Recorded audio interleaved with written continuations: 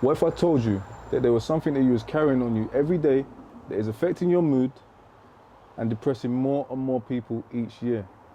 Now, what if I told you that from 2022 to 2023, 282 young people lost their life to knife or violent crime? Now, what if I told you it was by design? And just over 300 years ago, a man by the name of Willie Lynch wrote a book on how to control a peoples, with the basis of said book being to pit us against each other. Now, what if I told you it was time to hear me now? Because who don't hear must feel. Welcome to Hear Me Now, where stories are told and the truth is heard. Today, I would like to welcome a young king by the name of Yanis. He and I met on a chance encounter at the cemetery when we was both mourning the individual losses of our friends. For the benefit of tonight's conversation, out of respect for the respected families, we're going to refer to our friends as my friend Matthew and Yanis' friend Leon. So welcome, Yanis. Thank you for having me, bro. Well, thank you for being here, man. What's happening? I'm good, you? Right? I'm good, man. I'm well. And I'm happy you're here. Thank you. Yes. How are you? Yeah, I'm doing fine, thanks. How's your day been? My day's been fine. And I'm happy I have you here. And I'm happy we're able to convey this message to the people. Yes. Can you tell us a little bit about yourself? Like where you're from? Yeah. So I'm from Walthamstow, originally coming from Congo. Where was you born? On Whips Cross Hospital. And how old are you? 17 years old. Okay. Where did you go to school? For primary school, I went to the school called Roger Ascham, which is on the same road as on Billet Road, near Walthamstow Academy, which was my secondary school, where I studied. Ah, what did you study? In secondary school for GCSE, I studied history, geography, BTEC PE, and media studies. Oh, and what was your grades like? Grades were good.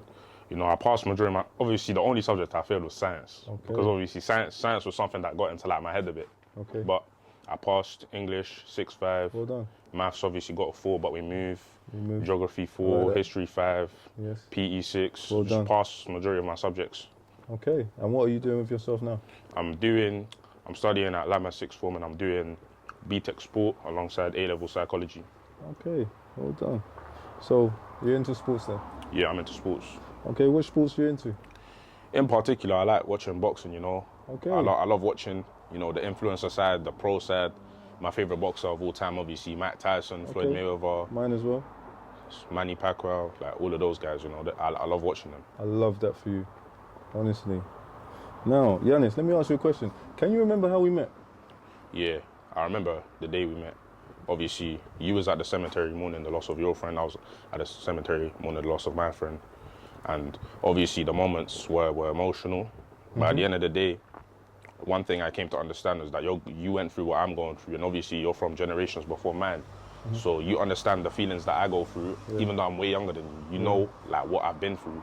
And like I see you, and obviously I look up to you because you're somebody that's been through, man. Obviously you've told me countless times, you're not the perfect person, I'm not the perfect person. We all make mistakes, but it's like we have to all be there for each other, because at the end of the day, I believe nobody deserves to be alone, and I feel like everybody should be able to address their problems. That's powerful, Yanis. That is powerful. So, for me, let me explain how I took the encounter. And it was really a powerful moment, right? So, I'm in the cemetery. And I'm in the cemetery with my friend's mum, and we are mourning his loss. And for the benefit of the conversation, I'm going to call my friend Matthew, out of respect for the family, who have been through a lot over the years. And we're there, and we've had an emotional afternoon where we're reminiscing and, you know, going through the motions. And going to the cemetery for me is always quite draining because, you know, you go, like I said, you go through the motions. Now, you've wandered over. And when you've wandered over to us, you've kind of like lingered a bit. And when you've lingered a bit, I've asked, you said, if you remember rightly, you said, I'm sorry for your loss. Do you remember that? Yeah. And I was taken so aback at the fact that you're like, sorry for your loss. I was like, huh? What are you talking about? Like, how's this young boy telling me sorry for what are you doing here? And I asked you what you was doing here, and you told me you was mourning the loss of your friend who tragically lost his life to knife crime a year ago, just outside the school gates, wearing his school uniform. And that touched my heart no end. Honestly, that touched my heart no end. And immediately I knew that we was meant to meet each other. And I was looking at the situation like, damn, you're looking up to me like this doesn't get no easier 20 years later. And I'm looking down at you like this is too much weight for a young man to have to bear. We exchanged details, and here we are today. So let me ask you a question. How has the loss of your friend impacted your daily routines? At the time, it impacted my daily routines because obviously, unfortunately, he lost his life the week before we was due to sit our GCSEs. Okay, that's sad. Obviously, many of us, even though we don't like school, we have to do what we have to do. Our parents send us to school for the best of us. And obviously, he lost his life the week before. So for me to hear that news on the day, it pained me because obviously I saw him a few days before and obviously we spoke, and that was the last time I saw him and nobody saw it coming. And it's like, no, he's young, he's 16 years of age, I'm 16 years of age, we've got to live life. You may think that you're old at 16, but you're not. You're barely living. Even I'm 17, I think I'm like old, but I'm not because I've barely lived life. I don't have kids, I don't have my own house. I'm still living with my parents. So it impacted my daily routine because like usually, you know, I'm always happy, I'm ready, you know, I'm revising, I'm doing what I can for myself. And to hear like my friend's lost his life, it just pauses me and it makes me it makes me honestly upset because I knew him very well and I have a lot of memories with him. And when you have photos or memories that you can never forget with somebody that you've been close to, it just impacts you and it stopped me from doing a lot of things. Okay, so let me ask you a question. I mean, for those who are out here, for those out there that don't know, let me ask you a question. In your private life, what type of person are you and what type of person was Leon? Leon was authentic, loyal, and respected. One thing I knew about him was that he was always loyal and he would always defend someone's name when you're not there. And he would always keep the same love, even though like from like year 7 onwards, we was pretty close. Obviously, we're friends, but it's a thing where like as you get older, you kind of distance. It's like we all have our own things that we do. Obviously, we didn't go to school together.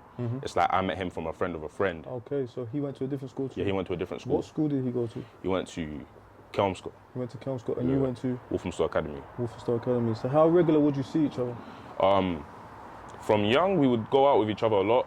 Okay. Obviously, when you're younger, you have a big circle. Yes. So we would obviously go out a lot. And then growing up, we wouldn't really go out. But here and there, we'd see each other. I have him on Snap, you know, like here and there we speak when it's each other's birthdays. We'll just give each other a little message out of respect. Because when you know someone, it's like you respect them. You gotta respect them. Of course. And how was the interactions when you was with each other? Like what type of, when you was together, what did you get up to? Was you respectable or was you, you know, living a kind of antisocial life? The people would like to know that, I'm sure they would. I would say respectful. Like being around him, obviously he was always respectful to me. He was always kind. Yeah. He's the type of person, if you're in the wrong, he'll tell you you're in the wrong, but that's for the better of yourself. Like, I need. Sorry to cut you. Yeah. Let me just slow this down a little bit, right? Just for the people that are watching, to give them a little bit of understanding. Now, when I met you, I'm a really good judge of character, and I've actually learned to be a good judge of character through certain things I've been through, right? Where at first I wasn't a good judge of character. I had the wrong people around me, so I had to learn the hard way, okay? So, saying that, when I met you, when you came over, I could tell straight away that you was a good boy. Would you say that is an honest and accurate description of you? To an extent, yeah. To an extent, can you explain? I would say a bit more. Obviously, like I stay off the roads and that, but obviously in the past, as I said, we've all made mistakes, but I do appreciate that comment because I'm trying to become better for myself, and I'm trying to make my parents proud at the end of the day. obviously I just live with my mum, so it's like I want to really push myself to become as great as I can, and I want to stay off of the roads and just avoid myself from getting into contact with anything that will damage my character that people view me as. I love that for you. That is powerful. And again, let me just further what I said before. When I met Yanis, honestly, he walked over to me and my friend's mum, Matthew, and he was so humble, so respectful, and I could tell straight away that he was a good child, was a good boy. No disrespect for calling you a child, but you're much younger than me. Yeah, and I like that about you, your humbleness, the way you approached us. I like that. I love that for you, honestly. What emotions have you experienced since the incidents occurred? Well, from the time being, I've learned how it is to be depressed. I've learned how it is to be upset, and I've like learned about life. Because one thing that it taught me was, you know, this life is temporary. You know, you gotta live as much as you can. Obviously, like, who knows? God forbid, obviously, like someone could pass away that I know, and it's like one thing I always want to be on good terms with my people, because it's like if you lose them, you feel a bit of guilt, because it's like they left the earth without me being good with them or me saying goodbye or anything. Was you good with Leon when he passed? Yeah, we were very good. I saw him. We literally shook hands. How are you? You know, obviously. How long before he passed did you shake hands? I believe it was 3 days. 3 days? 3 days, 4 days before. And then before that, I saw him again in November of 2022. Obviously, this was 2023 when the incident happened, So, you say you went through a phase of depression. How was that? Can you describe to the people watching what that was like for you? Obviously, it just stops you from, you know, being happy. It stops you from being yourself to an extent.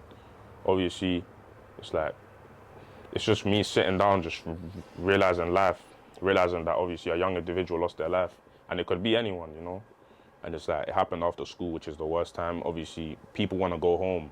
I don't really understand people that like to stay outside, like in their uniform. It's best to just go home and relax and maybe go out after. But I just feel like, you know, knowing him, he wanted to go home and just relax. And I feel like, you know, obviously it's unfortunate that didn't get to happen, because when you're down the spot, it's a bit sad, you know. It's very sad and it's very tragic, and that is the reason why we are here today, to explain the ripple effects of knife crime in our communities.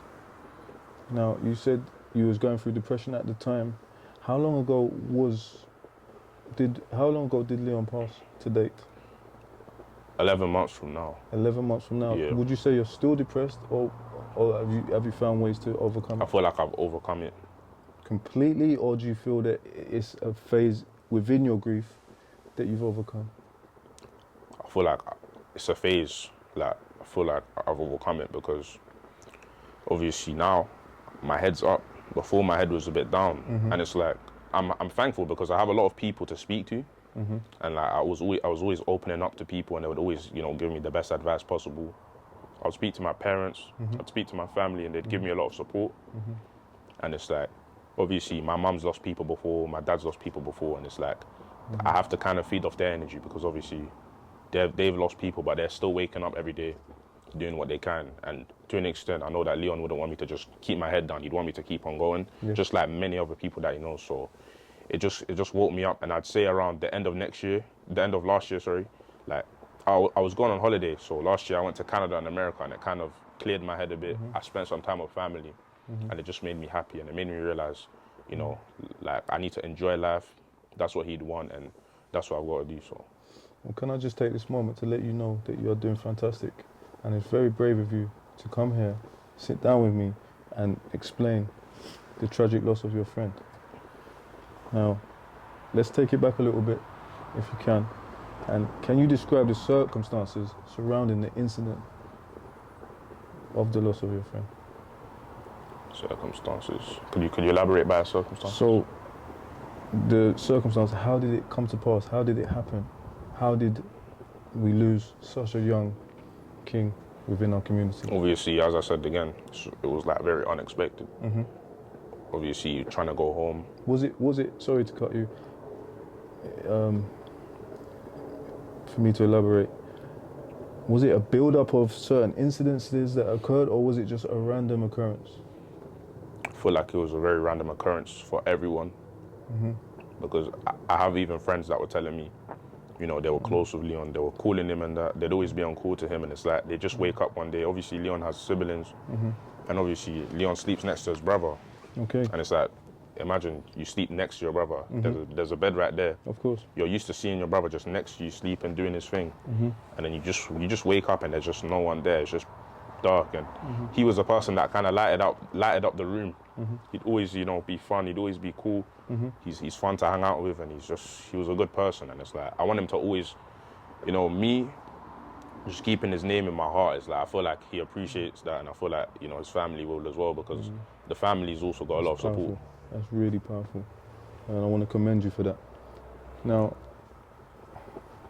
as you know, I was also at the cemetery, and I also lost a friend, and the circumstances around my loss were also tragic.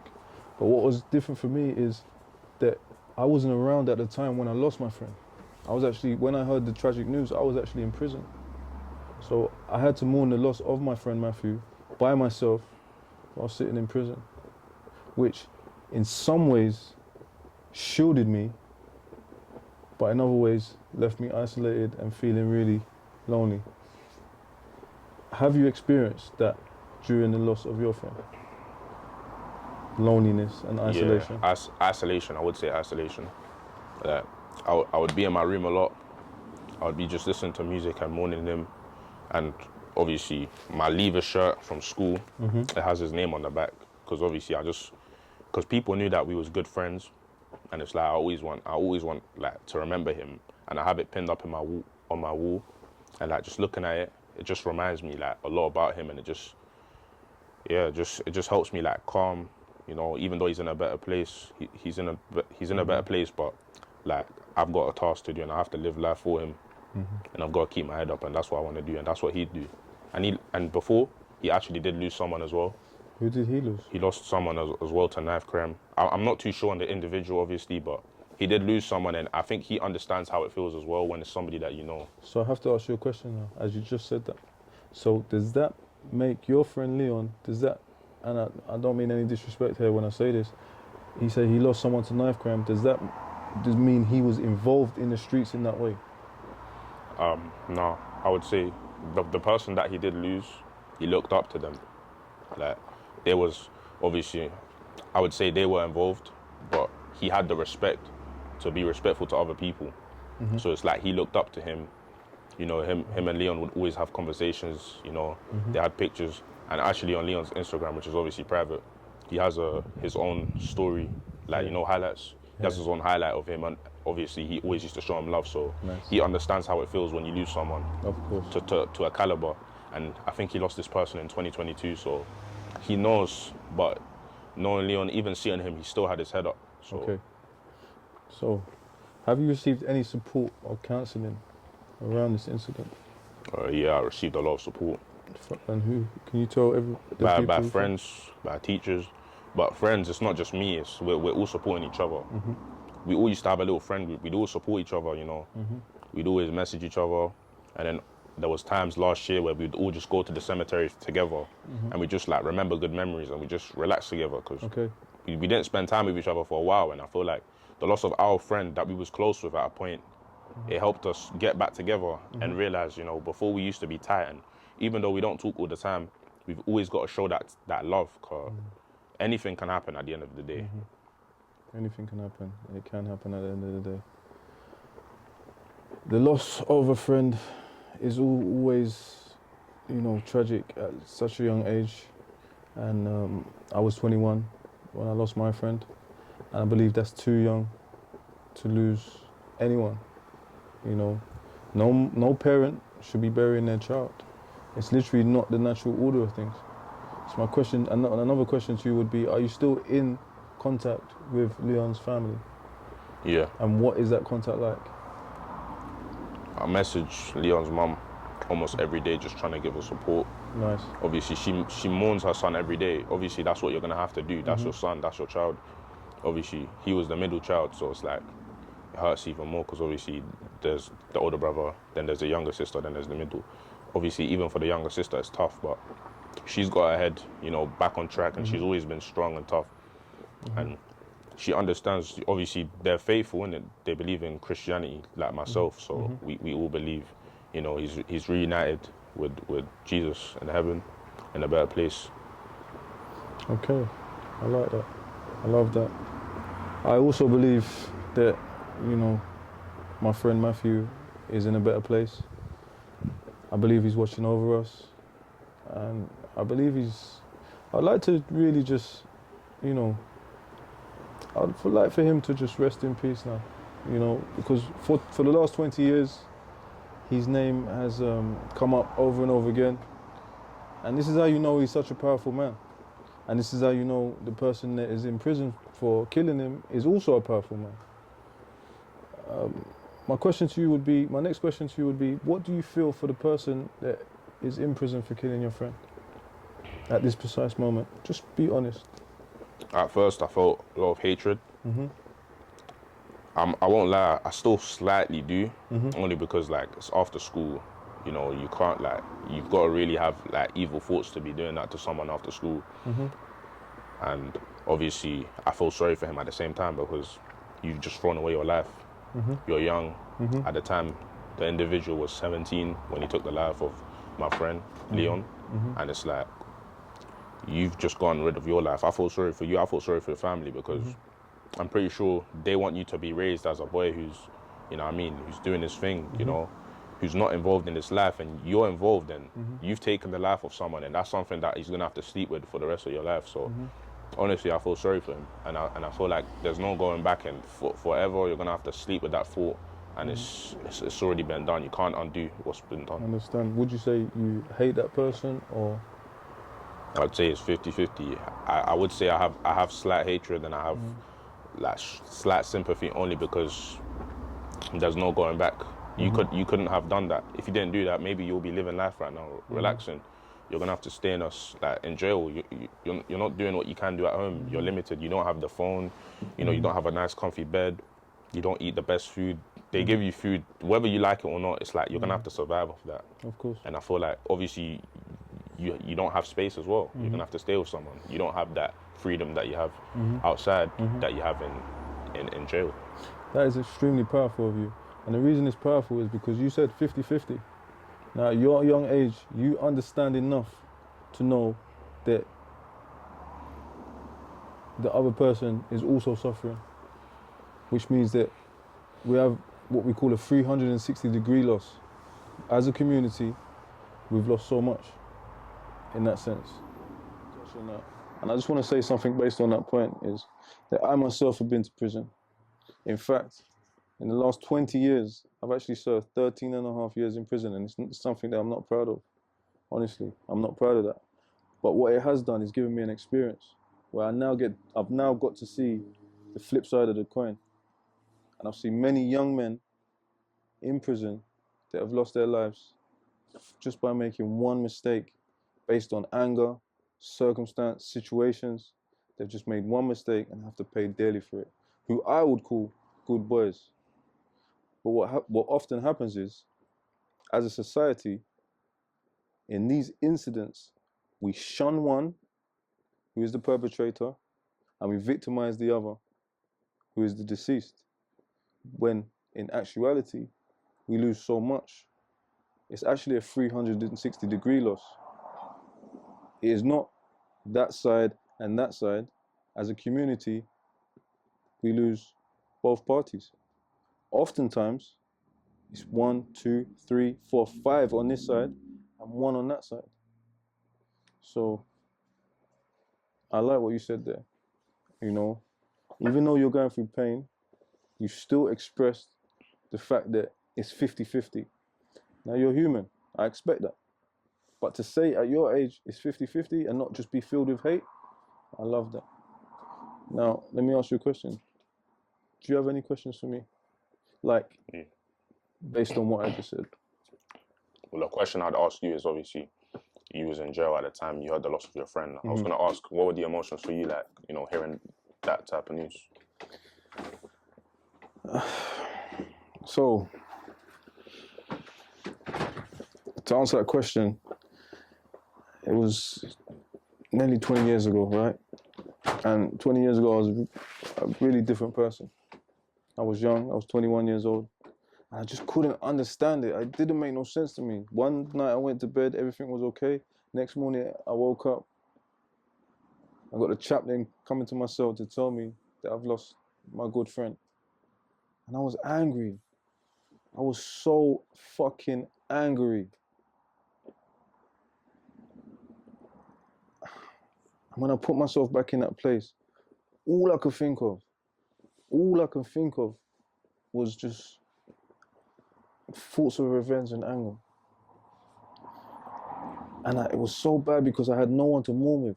I had to sit with it by myself in a room where no one understood what I was going through. It was painful, man. It was painful. Just to know that I was never going to see him again. Not only was I never going to see him again, I actually wasn't able to make the funeral. I wasn't able to go to the funeral of my friend. And it hurt so bad. It hurt so bad.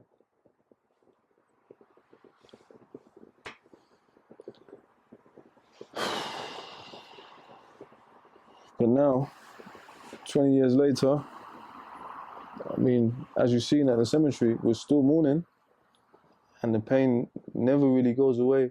It does get a little bit easier for myself, but for his family, it never gets no easier. And like I said, these are two powerful men that was involved in the incident with my friend. And how do we know they're powerful? Because they're both being spoken about 20 years later. This is something you never hear. You never hear people that have lost their life really being spoken about 20 years later. And why I say they were both powerful is this, and why I say it's a 360-degree loss is this. Two powerful men, and we don't know what they could have been, but they had so much promise. On one side, you have someone that's just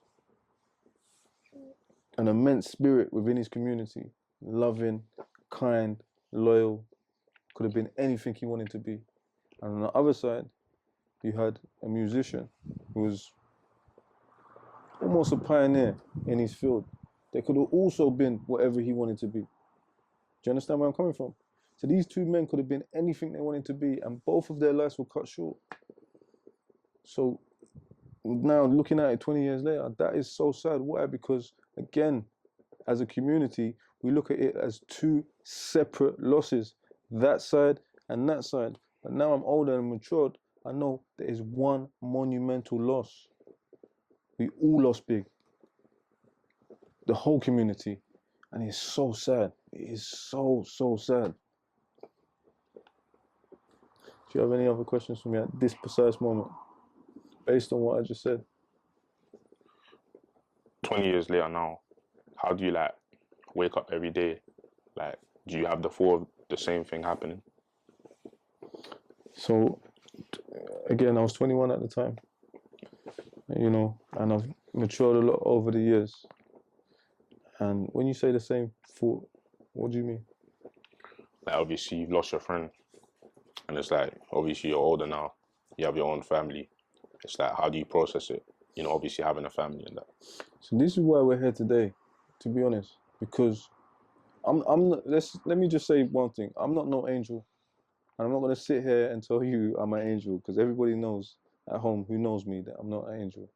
However, he without sin cast the first stone. I have a child now, so I now feel it for my friend's mum and family even more. Why? Because if I lost my child, it would be so devastating to me that words couldn't comprehend. I can't even put that out there. So, when I met you, I knew that I met you for a reason. I knew we had to talk about this because I would like to do something around this. Talking to young people, understanding what's going on, seeing where we can fix things. Do you understand? So when you ask, how do I feel a tremendous pain. Why? Because I know that me saying I'm not an angel, I know I sow destruction into my community. Let me say that again. I know I sow destruction into my community. sowing destruction into my community, I now feel a tremendous guilt. So when you say, how do you feel now? I feel really guilty about the person that I was. And going forward, I want to be a better man, and I want to fix some of the destruction that I saw. I hope that answers your question. Yeah. Yeah, are you okay? Yeah, I'm good. Do you need to break or anything? Are you ready to, you okay to Ready continue? to continue, bro. Yeah, how you feeling? Feeling good because I'm able to let this out Yeah. to other people, like how I feel and how obviously being a young person, seeing a lot of things happen, it's like you can see from my perspective that I'm still here, I'm still doing my thing. So Question. You just touched on something really important there. You said you're able to let it out. What do you think would happen to you if you kept that bottled up? I feel like I would still have my head down, and it's like if there's a lot of people caring about me, I can't just keep things to myself. So it's always okay to let it out to other people. You never know what other people go through. Maybe they're going through the same thing. Maybe we can help each other. Maybe we can support each other. Maybe we can, we can ask someone else. We can get help. We can just build on it together. And luckily for me, as I said, I had people around me always lifting me up. So, and they saw my change in school. Obviously, I didn't really speak to anybody on the day it happened. I was just to myself, and it's like there's certain people that I can always speak to, come to me and just ask like for help. You are a very brave young man, honestly, and the way you speak far beyond your years. You are mature way beyond your years, and I love that for you, honestly. Now, you just touched on something that I find really powerful. You said because you're able to speak about it, it's better for you. So would you encourage people that's going through the same thing to speak about it, which you just basically said, or what would you say to the people then that are keeping it bottled in? I would say you can keep it bottled in for a certain amount of time, but I'd say if it gets bad, you have to like open up to someone, because when you open up to someone trusted, it allows you to build a bond. And with a bond being built, you can trust them. And with them, with you having that trust, you literally like, you can tell someone your business and they won't go around telling people, oh, Yanis did this, Yanis did that, It's like, you just gain that trust and it builds. And, maybe when that person's upset, you can return a favor and help them rather than just suffer by yourself, because nobody deserves to suffer by themselves. Obviously, we're all born. Like, it's like some people want to have kids, some people don't. I feel like with me, I want to have my own family one day, and I feel like to be alone, it's just, nobody should be alone. Everybody should be together. Okay, so help me out here, right? Because I'm almost 20 years older than you, right? If more, I'm more than 20 years older than you. If you're 17. What is the consensus around young people right now? Is it cool to show your emotions, or is it not cool? I feel like with something that Leon said, it's cool to show your emotions. But generally, not speaking about Leon, speaking about other young teenagers, young men, young women, is it cool to show your emotions? I feel like not even just cool. In general, you should just show your emotions, because like there's no point keeping it bottled in. You're not acting tough. It's not like you're not cool if you're keeping it in. You might as well just let it out. If you want to cry, you can cry. Crying, there's no problem. Like I could be an old man and cry. Everybody's gonna cry. Say like I lose someone close, like very close to me. Of course I'm gonna cry, even if I cry out of nowhere. It's like it's the feeling, and it's like once you let it out, it's like your body feels. Like obviously, on the day that Leon passed, like on the day of the funeral, like I let it out, and it's like when you leave it out, your head just feels for a second, innit? Like you feel empty, and you just gotta build yourself back up for months to come, because he's gone, but you gotta keep going. Well done to you, honestly. How was the funeral? How was his send-off? A lot of people turned up. Obviously for me, the send-off was a lot for me, because on that same day I had to do an exam, and it's like... You had to do an exam on the same day as the funeral? I had to do 2 exams. I had to do 2. On the same day as the funeral? Yeah. How was that for you? It was a lot. Honestly, it was a lot. So it couldn't be rearranged in any way? No, it's like I attended the funeral, so obviously the funeral was around 11 a.m. So in the morning, the school, obviously, me and the school, we had a long conversation, long back and forth. We had an agreement where it's like... With your mum as well involved? With mum, with friends. Okay. We was all talking. Did any other friends have to go through this as well? Some people, even all the schools, unfortunately, they weren't like understanding our pain. Okay. So it's like, with some people, they had to bunk their exams. With some people, they didn't go in. With some people, we had to have long conversations with schools. And luckily, one of my good friends, her mum was able to sort it out with my school, and obviously The same day. I went in the morning and I did an exam, and went home, changed for funeral, went to the funeral. Obviously, I was emotional. Went back to school, cried my eyes out, did my exam, went back again. It's like it was so much for me, but it's like he understands. He understands. God understands. Mum understands. They understand. Like it's a painful like season to go through because the GCSE season, I'm just supposed to have my head in books, but instead I'm having to see my friend's casket. Like no one wants to see that. No one wants to go through that. And it's like, I understand. That is so brave of you, honestly. And I can't even imagine what you was going through. There is totally two different emotions, two different contrasts. To have to concentrate on a day when you're laying your friend to rest, that must have been terrible for you. But it shows the strength of your character. Why? Because what exams did you do on that day? I believe it was a science paper and a geography paper. If I remember rightly, you said you didn't do too greatly I didn't on do the too well science? on the science, yeah, because my head was, in general, my head was all over the place. So it's And like, understandably, but with geography, I was able to pass, but still, yes. I don't feel like I passed, but I don't feel like I did as well as I had to. And it's like only a small, like in my old school, within about 2 to 3 teachers understood what I was going through. And one of the teachers, her daughter was actually like close with Leon as well. So it's like she knew what I was going through. And it's like, I don't think at your age, any of the friends I had could have possibly done what you just said you'd done. So really, I applaud you, honestly. Well done, man. Well done. I'm really proud of thank you, bro. Let me ask you a question. How do you think the community could come together to prevent similar tragedies in the future? But before I ask you about the community in the whole, as in the whole of London, charity starts at home, right? And we're both from Waltham Forest. How do you think Waltham Forest, as a borough, could come together to prevent said tragedies in the future? Even with coming together first, that's the first step. Everybody needs to come together and we need to all just speak.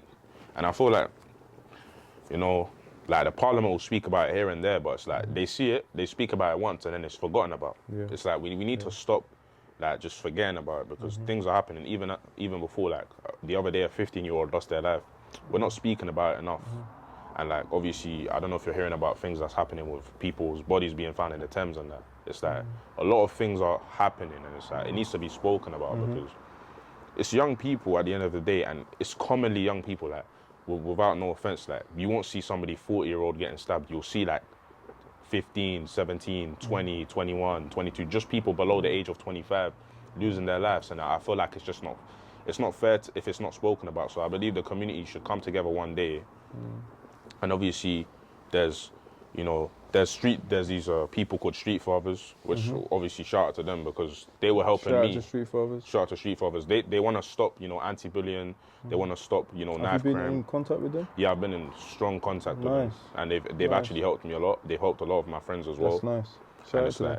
like they want to stop this, and they even had protests in the summer last year, just talk like with a lot By of any people. chance, was that at Waltham? Waltham Forest Forest. Town Yeah, Hall? yeah, there we go. Yeah, Okay, so I know a lot of the people that was involved in that actually. yeah, they had I protests. wasn't able to attend, but well done. Yeah, Shout man, out to you guys. Me too. We wasn't able to attend, but it's like we're putting it out there that this person lost their life at 16, this person lost their life at 15. Like, it has to be put out there because it's young people, and you don't want your kids, like, when I have my kids, I'm gonna be like strict to the point. It's like I was living in a generation where this was happening, and it's like unfortunately all of our generations aren't the best, but I'd say right now in terms of losing lives, this generation is the worst one by far. And I would agree also. And I would say that even when I was coming up on the roads, people wasn't losing their lives so young. And this is why it's so tragic, because at 15, 16, 17, 18, 19, you should be having fun and living your lives. There should be no deaths. You shouldn't have to understand what death is like at that age. And this is what really pains me, honestly. Do you feel safe on the streets now? I'd say to an extent, with some areas that I go to, I have to have my head very high. You never know. Someone can come behind you, something, there's people that, there's this term that people use where it's like, obviously, I don't know if you've heard it, but obviously G-check, like when people, they wanna rob your stuff, and that you've got to be careful with that as well. It's like, I'd say one thing for young people, they need to watch what they wear in certain places they go. What is a G-check, please, for people that don't know? It's basically like a thing that roadmen use for, like, staining someone, taking something from someone. Like, say for example, this hoodie, someone, they want to take it, they want to steal it, they'll stop me, and they'll probably like threaten me that, oh, if you don't give me this, I'm going to do this to you, I'm going to do that to you. Obviously, that's never happened to me, but it's like, I've heard stories of, my friends, like, I have a good friend who's young, he got his phone taken, like, it's people just minding their business and then you're just getting robbed for no reason. I just feel like I'm really against that, because people work hard for their things, whether it's me, whether it's like you, obviously, whether it's our parents, they work hard to give us things, and it's like, we have to look after them. But obviously, for some people as well, like, you shouldn't really have your phone out like all the time. Someone can just come around. The other day, there's somebody going around taking people's phones. Regardless of gender, they'll just go and take it. And regardless of gender? Regardless of gender, yeah. So you got guys out there taking phones off girls? Yeah, I've seen it.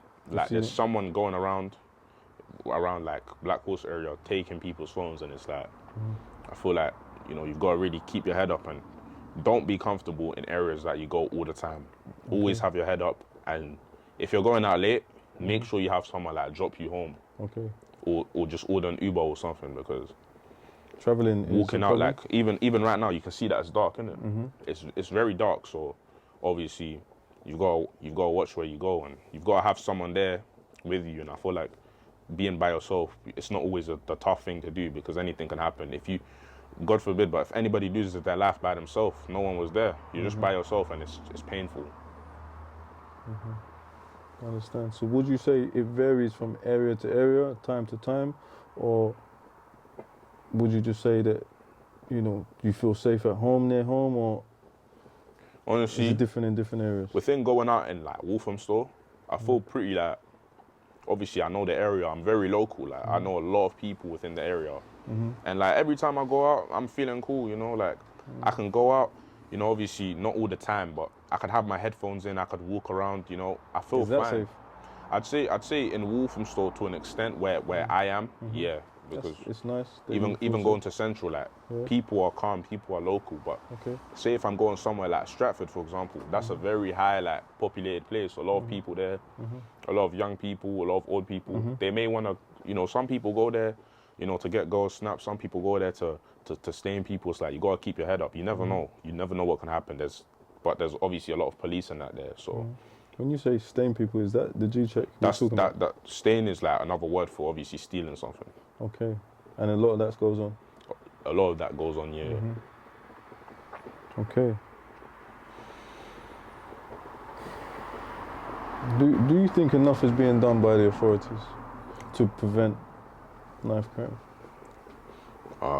I wouldn't really say yes, because at the time, obviously, when my friend lost his life, there was police patrolling around the area.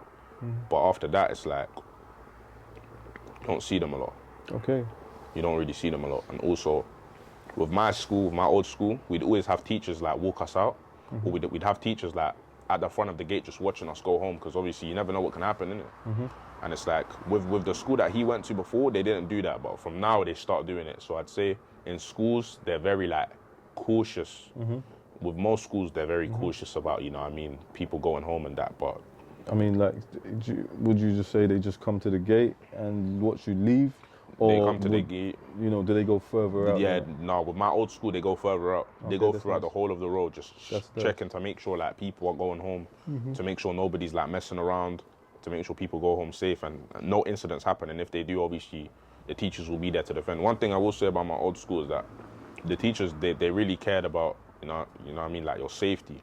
With the school I'm going to now, they care, but it's like, obviously I'm in sixth form, so it's independence. I'm still a child, but I'm gaining that independence that I'm gonna need for when I'm older. So not so much in the sixth form? Not so much in the sixth form. Yeah, not so much in the sixth form, but it's like, the teachers know they're still outside, but it's like, with the sixth formers, we're independent. and we get let out 10 minutes early. And most sixth formers, you know, we grow that independence and we grow that maturity in school, where it's like we're not gonna get involved with stuff. We're just gonna do our thing. We're gonna go. Like me, I just wanna go school, study, and go home, just do my thing. Of course. Go gym, go swimming, just do something that's quality time. Watch TV, chill. So, do you say you're like more like, since the incident, you've been more of a homebody, or you still going out and stuff? At first, I was a homebody, but now I'm starting to go out again, and I'm starting to see family, and I stay in touch with a lot of my family members, and I just do what I love doing most, and just being me. Simple as that. How do you envision honouring the memory of your friend going forward? Just, as I said before, remembering how much of a good person he was, remembering the impact he had on my character at a young point of my age, and just carry on remembering him and being there for his family, doing the most that I can. Obviously he's not here, but I'm just doing what I can for him, for his family and that, so just doing what I can. I love that. I like that. You said the impact he had on your character. Can you elaborate on that a bit?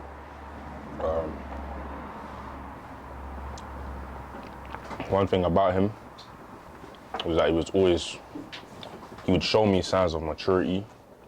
Obviously, he'd always tell me if I'm in the wrong. One thing he always like taught me that got to me was you always have to keep it real with someone. If someone's not doing something right, just tell them they're not doing something right. I love that. So it's like, you just gotta keep it real with people, regardless of whether you love them or not. You gotta just tell them, if someone's doing something you don't like, just stop.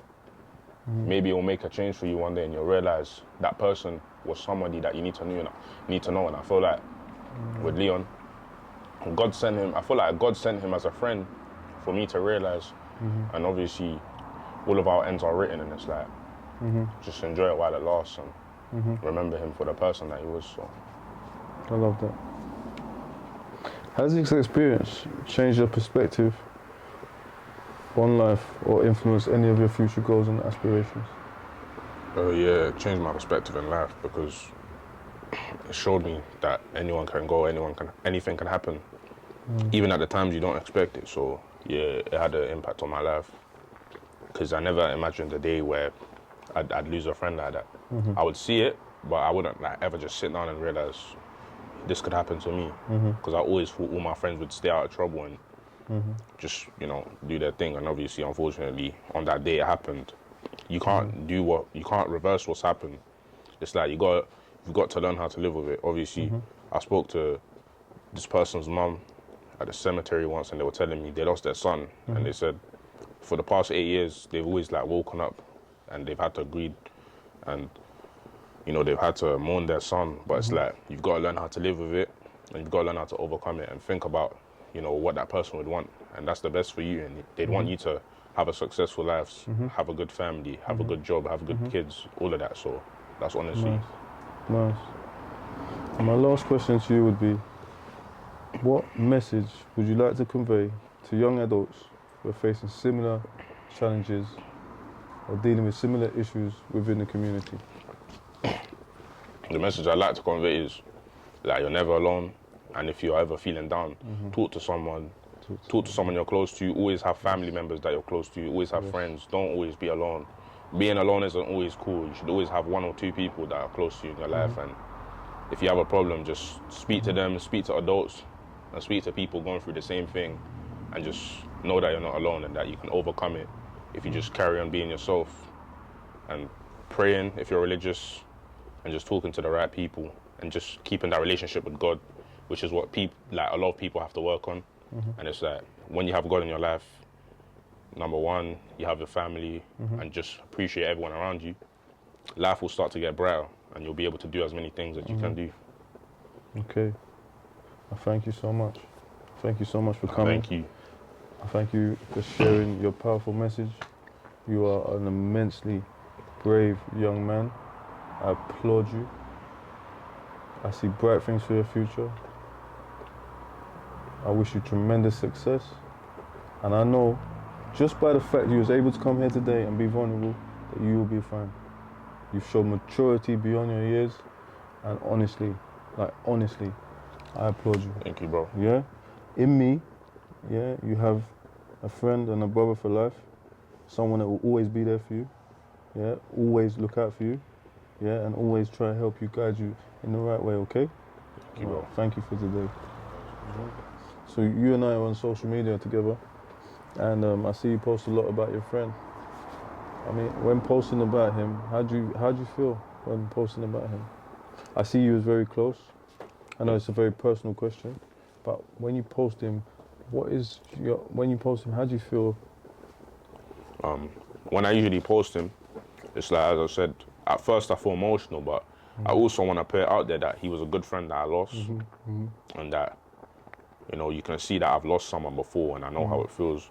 And obviously, sometimes I'll put a like something positive on my story, like always keep your head up, this, that, because I want my viewers and my followers, because most of my followers that follow me, I speak to most of them, and like I'm in touch with them, and I'm cool, because my Instagram's the type of Instagram where like I really want people that I'm chill with. I don't want people that, you know, I don't feel comfortable with having my information. I just want to put out messages where people are, you know, they can feel at ease. And if you ever want to message me, like, I want people to message me and tell me about their problems, because you never know at the end of the day. Okay, so it's good that you touched on that, and it was something I was going to come to later, right?